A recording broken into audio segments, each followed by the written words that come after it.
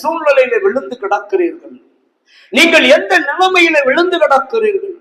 ஐயோ, நான் விழுந்து விட்டேன், ஐயோ என் வாழ்க்கையில நான் வீழ்ந்து விட்டேன், இனி என்னால் எழுந்திருக்க முடியாது, நான் விழுந்து விட்டேன், இனி என் வாழ்வில எழுந்திருக்க முடியாது, நான் எழும்பி பிரகாசிக்க முடியாது, இனி நான் எழுந்து ஜொலிக்க முடியாது என்று விழுந்து கிடக்கிற உங்களை பார்த்து கர்த்தர் சொல்லுகிறார், மகனே நீ எழும்பி பிரகாசி என்று ஏசாயா 60:1 பதில் கொடுக்கிறார்.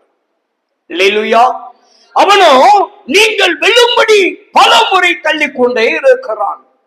சூழ்நிலை தள்ளி கொண்டிருக்கிறது. கடன் திரும்ப திரும்ப திரும்ப உங்களை விழ தள்ளுகிறது.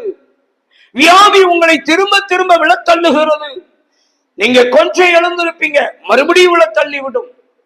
கொஞ்சம் நிமிர்ந்திருப்பீங்க, மறுபடியும் விழ தள்ளிவிடும்.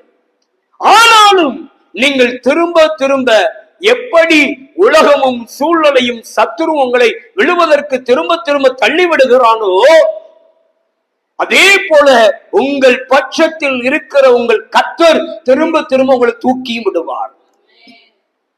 எத்தனை முறை விழுந்தாலும் மறுபடியும் உங்களை தூக்கி நிறுத்துவார். கர்த்தரோ எனக்கு என்ன செய்தாராம்? உதவி செய்தார். எந்த விதத்தில்?